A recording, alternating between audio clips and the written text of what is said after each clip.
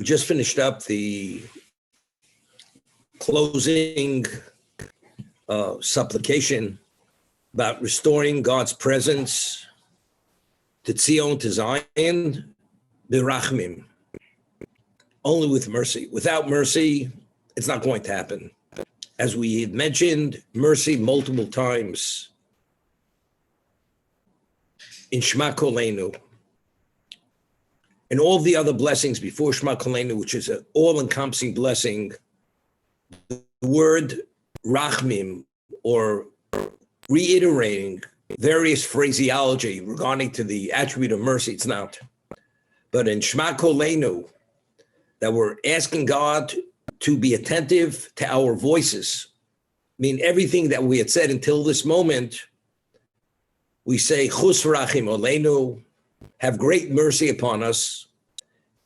And I just want to point this out. If you take a look in Shema Kolenu, it says, V'kabel b'rachmim. You should receive with mercy, uberotzon, and with willingness, as tfiloseinu, our prayers. So over there, I had mentioned, I explained, it's b'rachmim, with mercy, but not only with mercy, it should be with a willingness, meaning you see a homeless person on the street, and because you feel his pain, you want to alleviate his pain, so you give him something. But there's no willingness. Willingness means I have an interest. It's not because I have mercy, therefore I'm doing, but it's mercy with willingness, which is another level. So we begin saying, making the last supplication here, Shema Kolenu Hashem Elokeinu. Listen to our voices, which we discussed what the connotation of voice is. Hashem Elokeinu, and we speak about the personalization. It's the omniscient Elokeinu, Almighty, which we have a personalization with. So we're personally connected to you. Chus v'rachim oleinu. Have great levels of mercy upon us. And now we add something that besides mercy, v'kabel, not berachmim as tfiloseinu. We don't only say receive with mercy our prayers. When we speak about hearing our prayers, we only mention with mercy. When we're speaking about receiving our prayers, it's berachmim uberotzon. It's with mercy and with willingness. We add that word, that's already to receive it, meaning that God should be attentive to respond.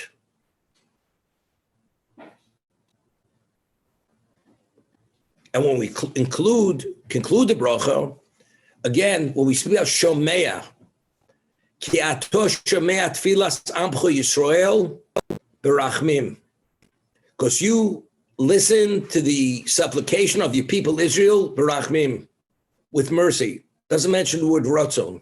As the bracha began Shema Kolenu Hashem Elokeinu, Chus v'rachim oleinu. He should listen to our voices with great levels of mercy. We conclude, because you are the one who listens to the supplications of your people Israel, berachmim. The word rotzon is not mentioned again. It's not mentioned. As the opening, it wasn't mentioned. The listening is berachmim.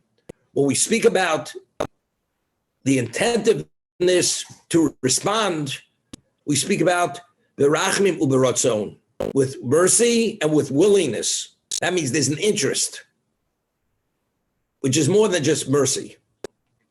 Okay? Now, let's see the Ritzei. After this blessing which is the all-encompassing blessing, which goes back on everything we had said until this moment, we supplicate Hashem, say, Ritzei Hashem Elokeinu b'amcho Yisrael. We don't speak about mercy at this moment. Ritzei Hashem Elokeinu b'amcho Yisrael ub'svilosam. You should have a willingness. Ritzei Hashem Elokeinu b'amcho Yisrael b'svilosam.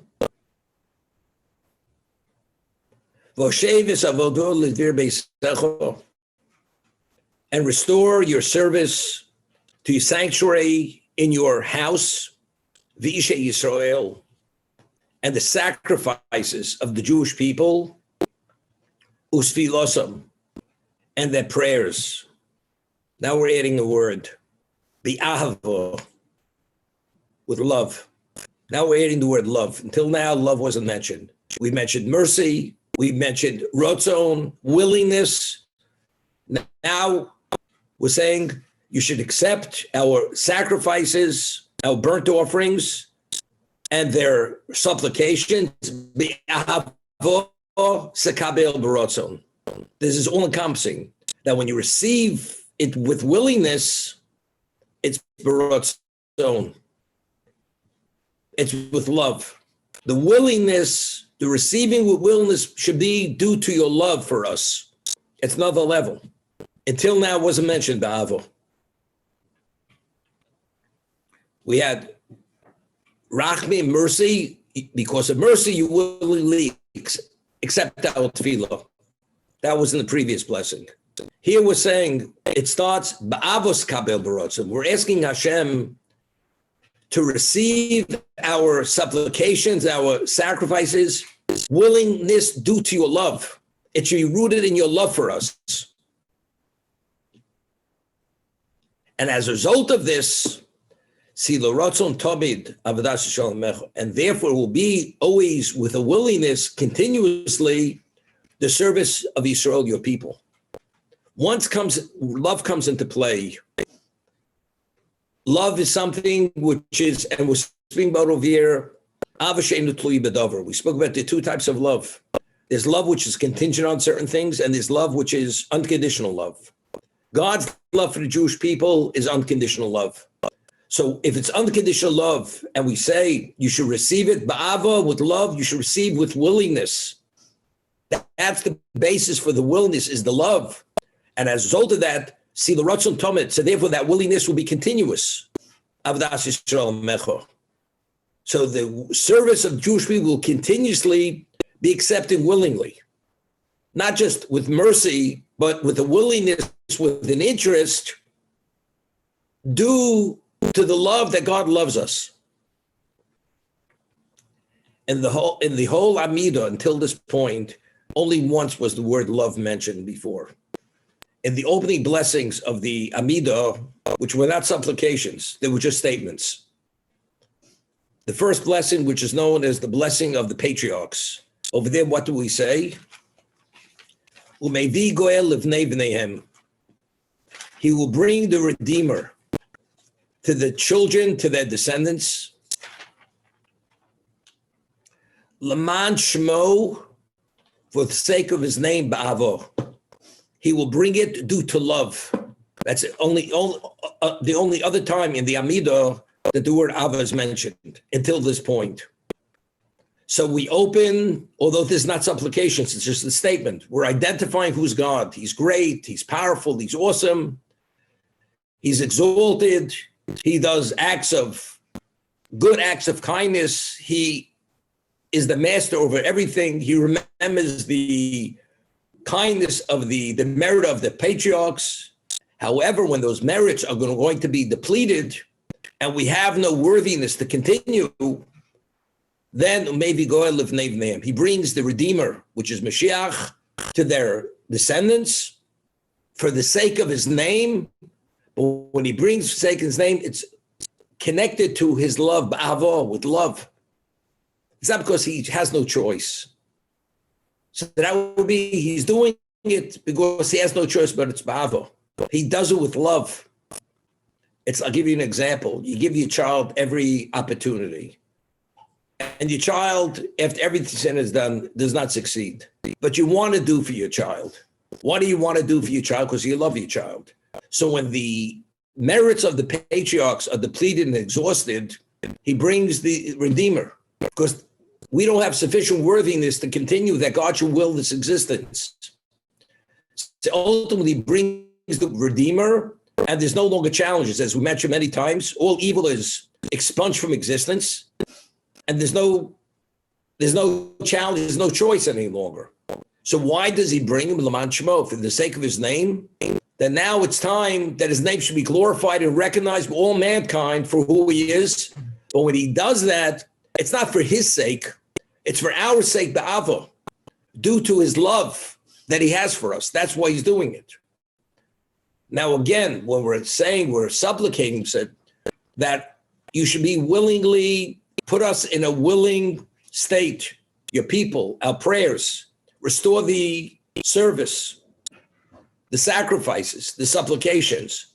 Ba'avos kabel b'rotzon. Again, the word ava is mentioned. This is the second time in the Amidah the word ava. With love, you should receive with willingness. Now, but I want to point out something. You could have Rachmin b'rotzon u'ba'ava.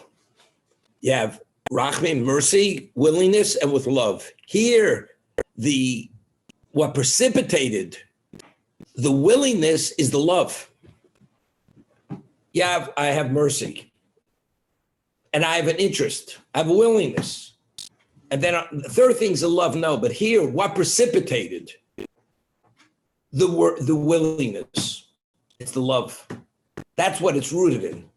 The reason why I have an interest in the Jewish people is because of my love for them. Therefore, there's a willingness to embrace them, to reinstate them. And that's the reality.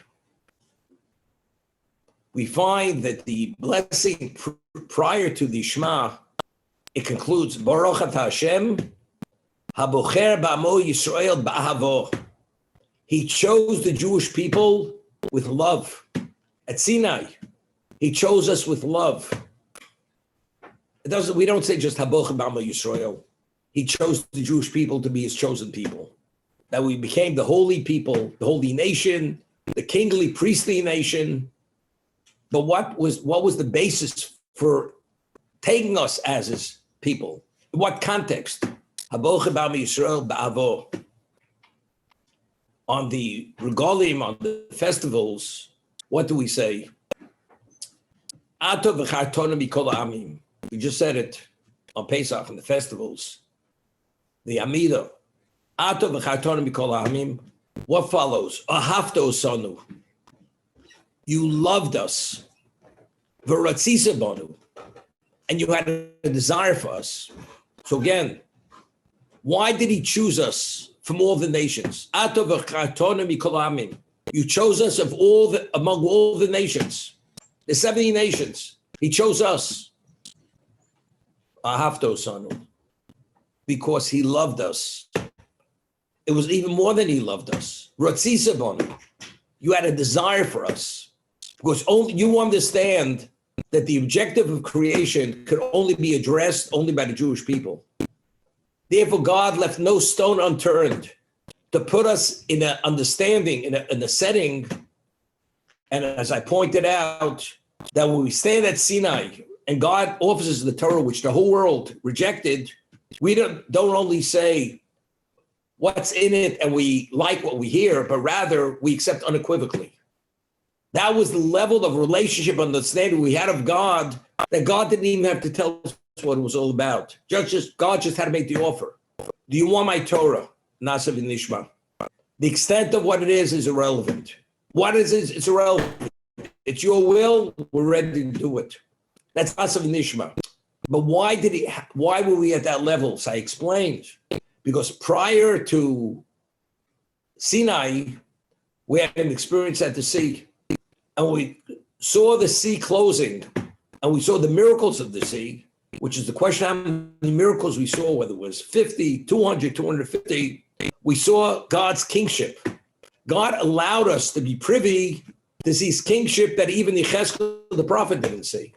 But why did he allow us to see that? Because he understood that if we see and appreciate who he is, when he makes the offer at Sinai, we don't ask, what's it all about? If we understand who you are and you're making the offer, we accept unequivocally. That's Nasa v'nishma. That's Ato v'chartonu mikol ha'amim. You've chosen us from all the nations. Ahavto osanu. You desired us. You loved us. Ratzisa banu. And it was with an intensity. There was a desire.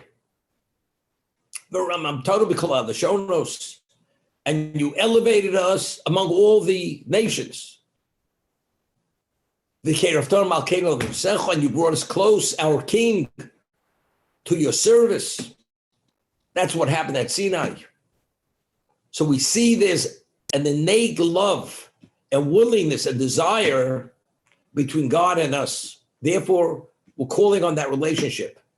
God, accept our prayers of your people, the sacrifices. The Avo Sekabel Barotzon, with love. That rotzon, that willingness is rooted in love. Because it started with a Hafta Usanu. It started with the love. Now, why did God love us? Why? Where did it begin? We left Egypt. We were idolaters. God turned the world over for us. There were 10 revealed miracles, which Egypt, the height of civilization, was decimated and destroyed. The Egyptian armies were destroyed in the sea. Why? Why were we so special? Who are our antecedents? Who are our ancestors? It's Elokei Avram, Elokei Yitzchak, Elokei Yaakov. That's where it all begins. As we started the Amidah. Elokeinu ve'Elokei Avoseinu. You're the Almighty, our Almighty. Elokeinu ve'Elokei Avoseinu. But where did it start? This relationship. It started with our forefathers, with our antecedents. And who are they? At what level were they? Elokei Avram. God's presence was wherever Avram was. God's presence was wherever Yitzchak was. His presence was wherever Yaakov was. That's where the relationship started. So who are we? If you have a person who you loved his father, and there would be anything, you do anything for his father, what's the value of the child to that person? The child is special because it's the son of that father. But it's even more than the son of that father. It goes beyond that. You know, there's a genealogy. Just as there's a genealogy, there's a genome in the physical, the Jews have a spiritual genealogy. There's certain, as we mentioned, I cited the Talmud, that there's certain characteristics which are innate in every Jew. Every Jew. What are they? Rachmanim. Among all the nations of the world, there's no nation as compassionate and merciful as the Jewish people. Where does it begin? It's part of our gene pool. That's our genome, because it goes back to Avram. We're by Shonim, we have shame. The Jew can't do many things. There's a level of conscience which a Jew has, no other nation has. Where did it begin? With Avram. And it was passed on to Yaakov, to Yitzchak, and to Yaakov. What was the conscience? Avram sees a world and he's a beneficiary of this world. How can he be a beneficiary and not show his homage and his indebtedness to whoever his benefactor is? See, he left no stone unturned until he came upon his benefactor. That's conscience. There's some people that are there for the take. That's all they're interested in, as being takers. Avram Avinu wasn't interested in being a taker. He saw himself as a beneficiary of something which is nothing compared in existence to that. He has to seek out who is his benefactor. That's conscience. We are heirs of that conscience. And there's Gomei Chasodim. And once you find that benefactor, who do we want to emulate? Avram Avinu was the pillar of loving kindness. As God is the ultimate in loving kindness, because that was the basis for creation, because God had no reason to create the world other than that mankind should be the beneficiary of the ultimate. Avram wanted to emulate the characteristics of his benefactor because he wanted to have a relationship with his benefactor, assuming his characteristic of being the pillar and the representation of loving kindness, which is God. And if mankind would recognize that God needs nothing, selflessly, he created a world. If the world would have the conscience, they would gravitate towards that. They'd be impressed with it. But unfortunately, everybody's into one thing, themselves. They don't even appreciate being debtors. Avram was a debtor. He couldn't tolerate being a debtor with somehow chipping away at the debt to repay or to show some degree of indebtedness to his benefactor. And that drove him to take on the world single-handedly, that the world should recognize who that benefactor is. And therefore we find Avram is who? Avram is called the Ivri. Ivri means He's on one side and he took on the world single-handedly. He was on one side, the world was on the other side. And understanding who his backer was, which is God, the whole world, even though number-wise, the numbers are impossible to deal with. But when God's your backer, there's no such thing as impossible. And therefore, he defeated the four mighty powers and he destroyed them. So why does God have this special love for us? Ahavto sanu, v'ritzi sabanu. Because who do we descend from? It's not only because he owes it to Avram, Yitzchak, and Yaakov, because we have that innate value in our genome that we're able to bring about what they brought about. It's within our capacity to dominate the physical and address the spiritual. That's within our capacity, which is not within the capacity of the nations of the world. I mentioned many months ago, it's called Avos Reb Nosson. Reb Nosson was a Tana, like Pirkei Avos, this ethics of Reb Nosson. He writes over there, what should be the aspiration of every Jew? Every Jew. Every Jew, his aspiration should be, Moshe Yagia Maseh Lemase Avosai. When will my achievements be able to reach the levels of accomplishment of my forefathers? Avram, Yitzchak, Yaakov. That should be the aspiration of every Jew, to be able to achieve a semblance of what our forefathers, Avram, Yitzchak, Yaakov, Yitzchak achieved. So there's an obvious question. That should be your aspiration. What about if your aspiration should be, we should be as great as Yecheskel the prophet? Ezekiel the prophet, he wasn't Avram, Yitzchak, and Yaakov. What do we have to shoot for the stars?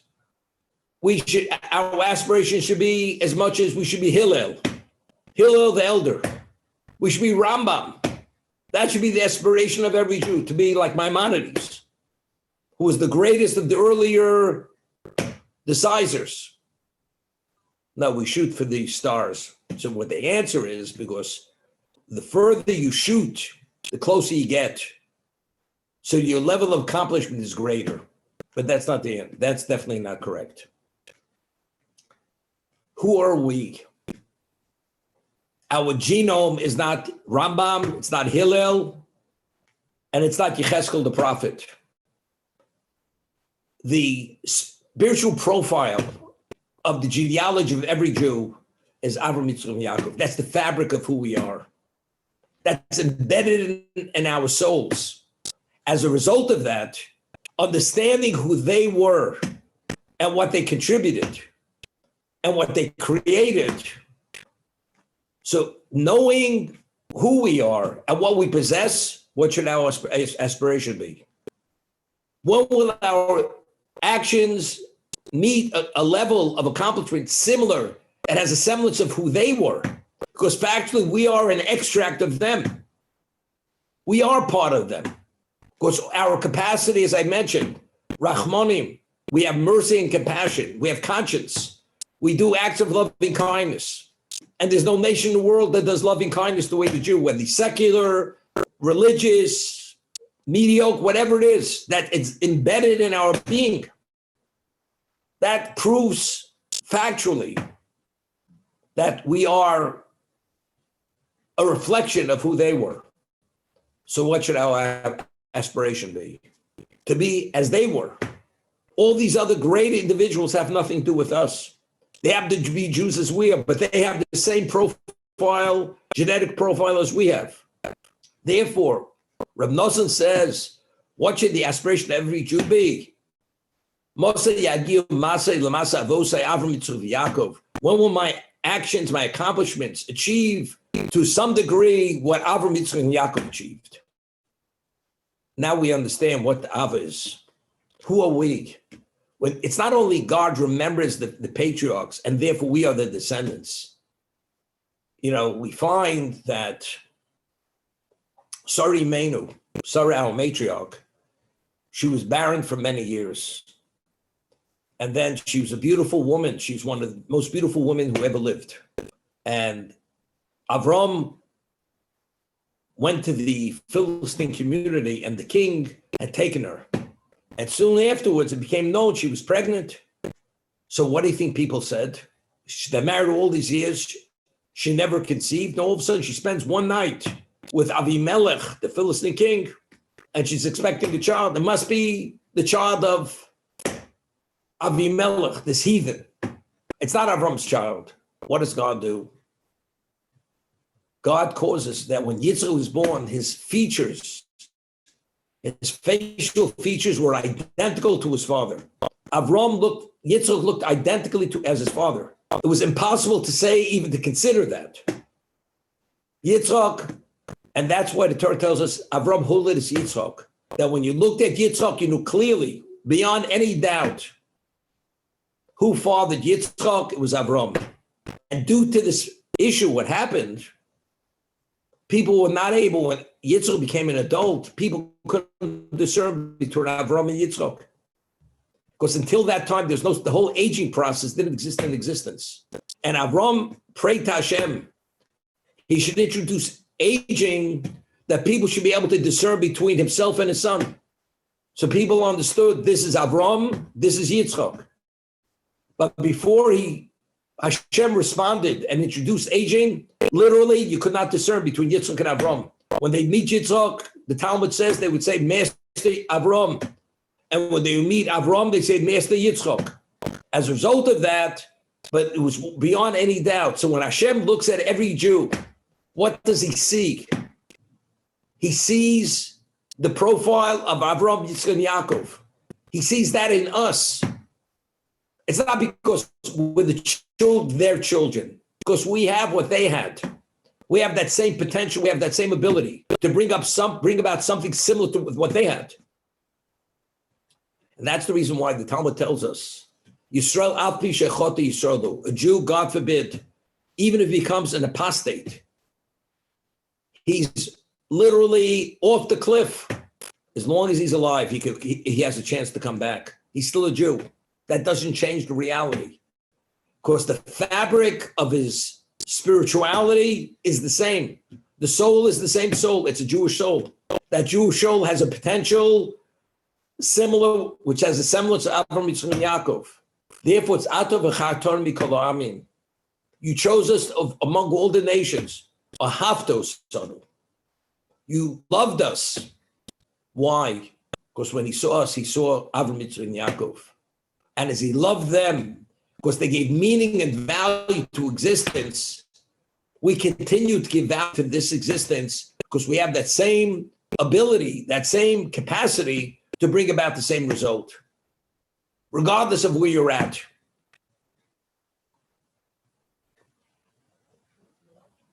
We find that Moshe, he noticed the burning bush, and he had a dialogue with God for 7 days.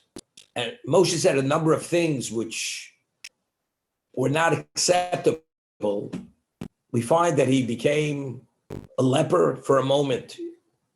The staff turned into a serpent because he spoke critically of the Jewish people, although he had no right to. So the snake represents speaking negatively about somebody we have no right.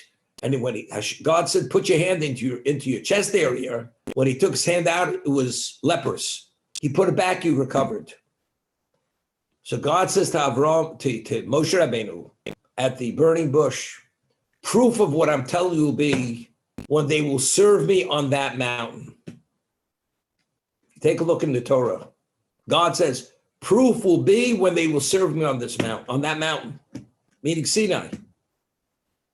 At the time Moshe, this is before Moshe goes to Egypt. What were the Jews? This is pre-10 plagues. Jews were idolaters. They were at the low man of the totem pole, 49th level of spiritual impurity. And God says, proof of the pudding is who the Jews are when they will stand at that mountain and they will serve me, then you'll know who they really are. Because could you imagine? At this moment, they're idolaters, immersed in things they shouldn't be immersed in. The antithesis of spirituality. 50 days after they leave Egypt. Nasav Nishma. Could you imagine? You have a person who's less than a retarded person, no intellect at all. And then you expose that person to something, and all of a sudden, we're talking about King Solomon's wisdom, genius. How's it possible? So you say, it's called a late bloomer. It's called a late bloomer. The Jewish people, Moshe didn't appreciate what their essence was. Conceptually, he understood, but in the reality, being at this level, how could they achieve so much? The answer is that they are who they are, that's only circumstantial. Once they're exposed to what they should be exposed to, they will radiate at a level which it's unfathomable. And proof of the pudding will be, Yavdu es Elokim b'harazeh. They will worship, serve God on that mountain.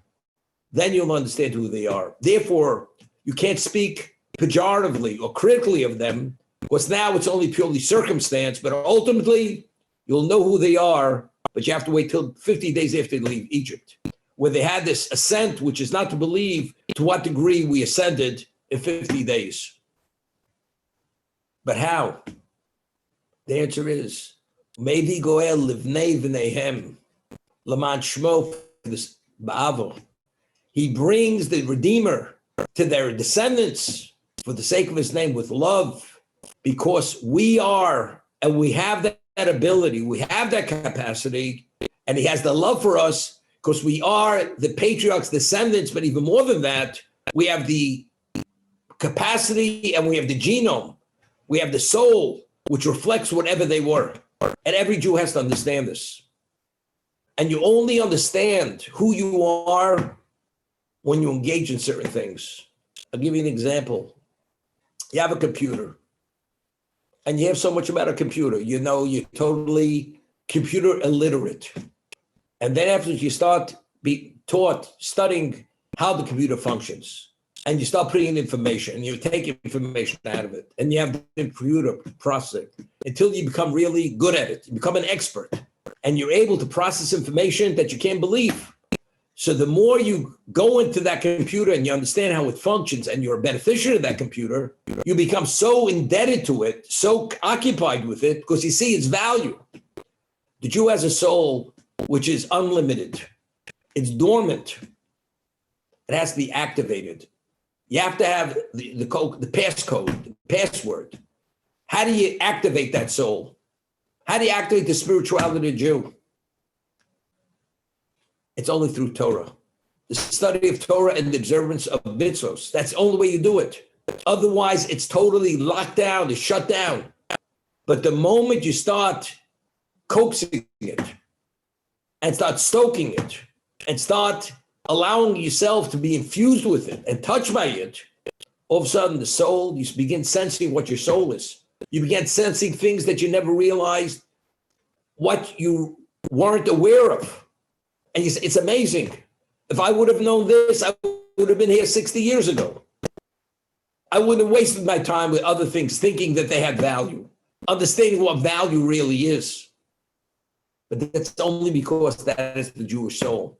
The non-Jew studies that, he's not touched by that, because it's not within his capacity that this should activate it. It's the wrong passcode. It has no relevance to his soul. But for the Jew, as Rambam says, based on the Mishnah Pirkei Avos, the Jewish people were endowed with 3 crowns: the crown of priesthood, the crown of kingship, and the crown of Torah.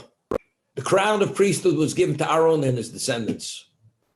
The crown of kingship was given to David and his descendants, the Davidic line. And the crown of Torah was given to all Jewish people. As it says, Torah Tzivilon of Moshe, Morasha Kilas Yaakov. The Torah was commanded us by Moshe. It's the heritage of the Jewish people. And Rambam writes, it's lying there for every Jew to partake of, because every Jew has relevance to that. I once told over a story. I once wanted to start something, a kollel in the Midwest, and my father Olav Shalom, blessed memory, he had a certain business and he had sales reps who sold him certain items for his business. And he says to one of the sales reps, who was a Jew, his name was Green. In the automotive industry, he was one of the very successful sales representative. He had a whole team working under him, representing many companies. And my father says, my son is starting something. I would like you to contribute to what he's doing. My father gave a fortune of business. So he says, and he explained what it is. It had to do with outreach. He says, something? I don't believe in this proselytizing. I don't believe in that. No, bringing Jews back, it's proselytizing. My father didn't know what to say to him. Okay? So I said to my father, Olav Shalom, when you take a pagan and teach him Christianity, that's called missionizing. That's called proselytization. When you take a Jew who's unaware of what his heritage is, and you share with him what's something that's rightfully his, that's not called proselytizing. That's called restoring him to who he is. That's the outreach when we do outreach to a Jew. We don't do outreach to non-Jews. We do outreach to bring Jews back to their roots, that they should have appreciation of who they are. Because it's the heritage of the Jewish people. As Rambam says, the crown of Torah belongs to every Jew. And every Jew could wear that crown. But you have to put that crown on. How do you put that crown on? How are you worthy to wear that crown? You have to study the Torah. That's the heritage of every Jew. Therefore, it's ba'avos ekabel b'rotzon. We're asking Hashem, with love and willingness, you should accept our supplications and our sacrifices. Because we're someone that we don't ourselves don't appreciate who we really are. But the men of the High Assembly who authored the Amidah, where they knew exactly which words to use to identify who we are, therefore those are the words that we use for that reason.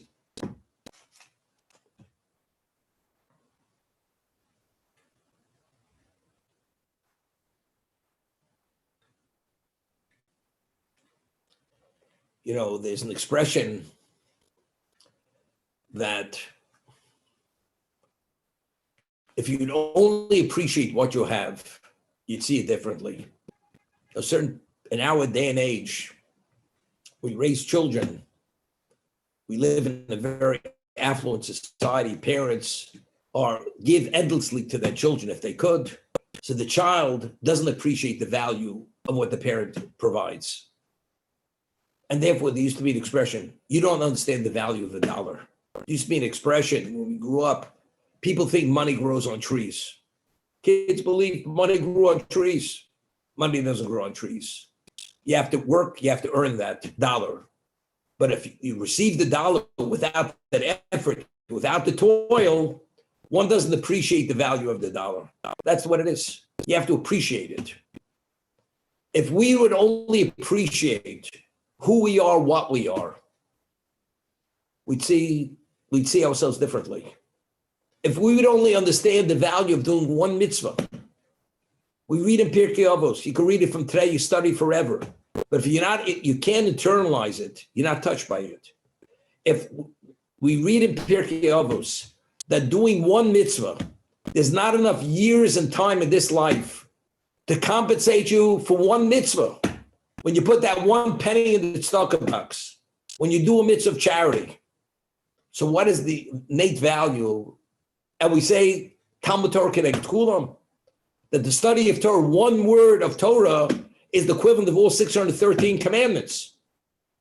So for one mitzvah, there's not enough time in life to compensate you or reward you. So if you study one word of Torah, what's its value? We're talking about it's infinite. It's not to be related to. So how do we waste our time with minutia and nonsense and foolishness, just whittle away our lives? At the end of the day, we have nothing to show for our lives. And here, with a minimum amount of effort, you're able to create worlds, literally, because this world has finite. It doesn't have the capacity to compensate you for what your accomplishment was. So why don't we go after it? Why are we hungry for it and driven for it? The answer is very simple. Because as we say, lahavdil, Elef Abdolos, a person's an addict. He takes a certain drug. The more he becomes addicted, the more he craves, and he's addicted to that drug. Because the drug becomes part of his system.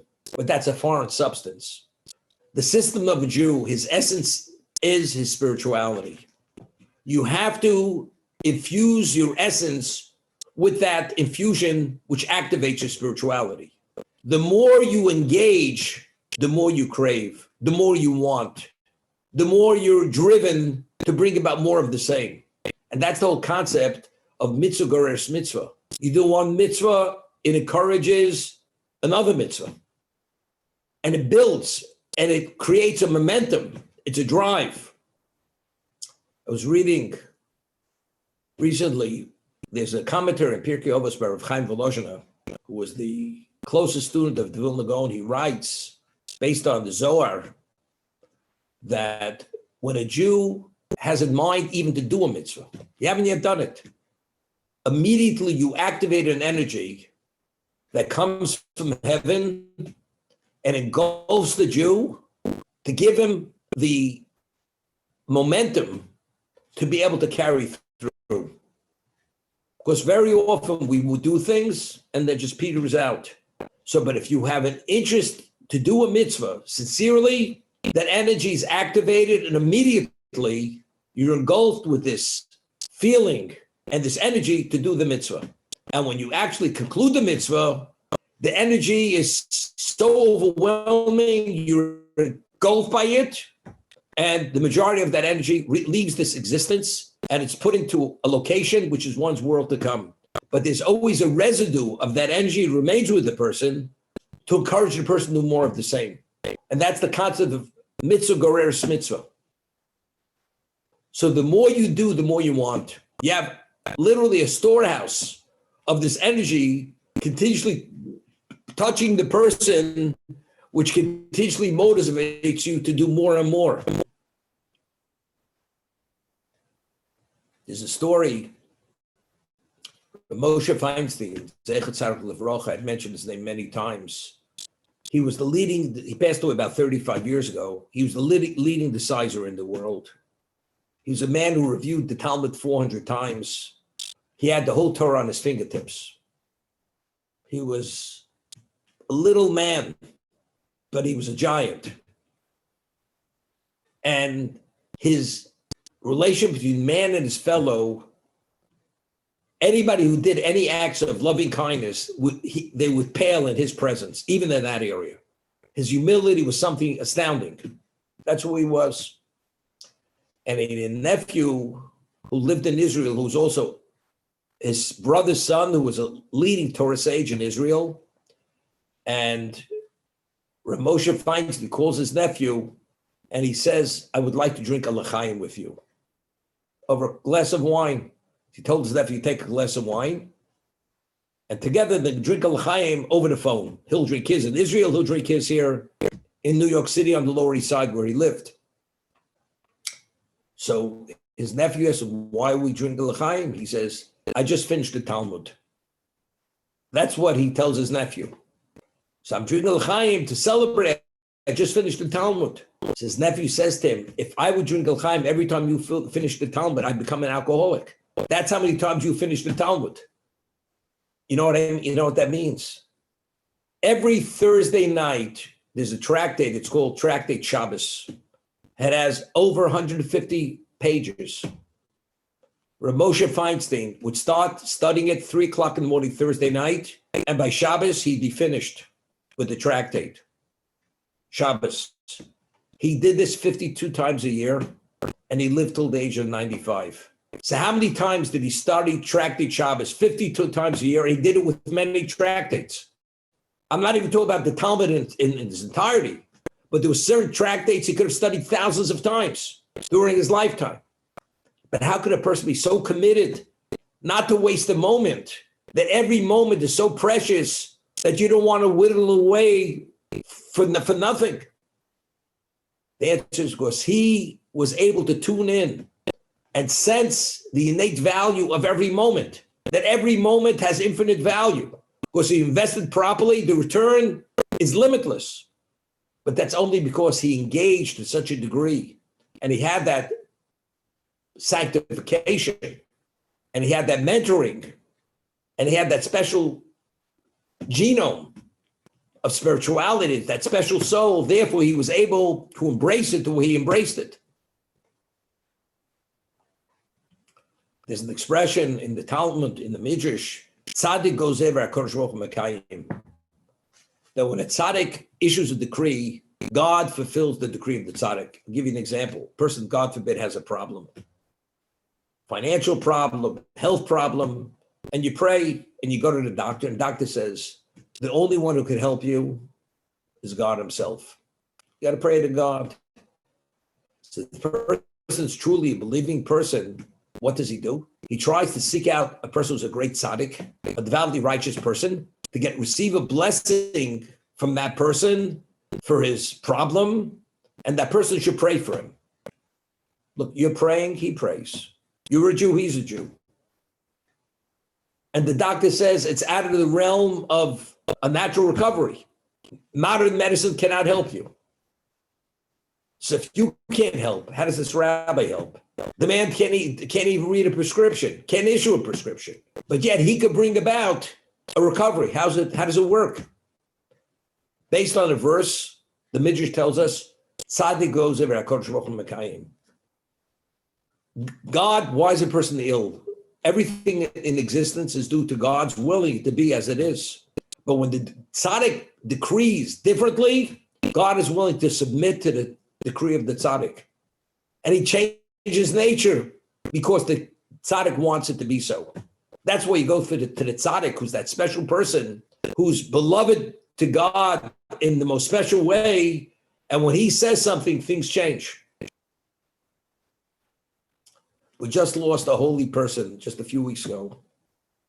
Holy, a person who was the equivalent of a living Sefer Torah. His name was Rav Chaim Kanevsky, Zecher Tzadik Levrocha. He had 400,000 people at his funeral just a few weeks ago. And as long as he was alive, since the state of Israel was founded, there was never a terrorist attack in Bnei Brak where he lived. There wasn't a terrorist attack since 2008 in Israel, throughout Israel. The week he passed away, for the first time in the history of Bnei Brak, there was a terrorist attack. The day, 3 days after he passes away. And there was a terrorist attack in Beersheba and another location. There were 11 casualties. What does that say? It's coincidental. And as long as he's alive, there's a special divine protection over Bnei Brak. The moment he's no longer there, that divine protection is not there. We're vulnerable to all kinds of things, God forbid. Terrorist attacks. There are endless stories. There's an article written, somebody who was close to him for 35 years. Anything that he came out of his mouth that he said will be, it happened exactly as he said it should be. Whether it was financial, whether it was recovery, whatever it was. Story many years ago, I remember, where a person was diagnosed with terminal cancer. And the person went to Rav Chaim Kanevsky for a blessing. So he told him, he had a bottle of wine on the table. And Rav Chaim Kanevsky says, take a glass of this wine and say, Bor Pri HaGefen, a gofen, and drink enough to be able to say an after bracha. And he did it. A week later, he goes to his doctor, and his doctor runs the tests, and all of a sudden he sees something miraculous. He's recovering. Somehow, the cancer is disappearing. So the doctor says, what happened? He says, well, I went to a rabbi for a blessing. He told me to drink a glass of wine.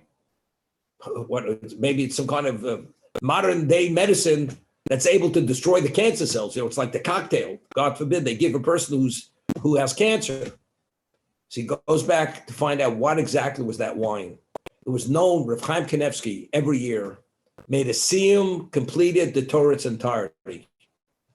The Babylonian Talmud, the Jerusalem Talmud, Rambam, the Shulchan Aruch, the Torah's entirety, every year. That wine was from the siyum that he finished the Torah's entirety. And he told to drink that wine, and that wine being so special, representing the ultimate, he'll have recovery through that wine. That's why. That's what he was, you understand? That's the value. Because the Jewish soul, if God values every Jew, he listens with willingness due to his love for the Jewish people. So the person who's the core of the Jewish people, the tzaddik, who's the elite of the Jewish people, how much love does he have for him? Every Jew, potentially, he has the love for him because his potential is so great. So the one who actually actualizes that potential, how much more is God's love for that person? And that's what it's all about. So when we conclude, before we say give thanks to God, we're asking him that we should be accepted. Everything should be restored. With love should be the impetus, should be the driving force why you should embrace us and see us being special.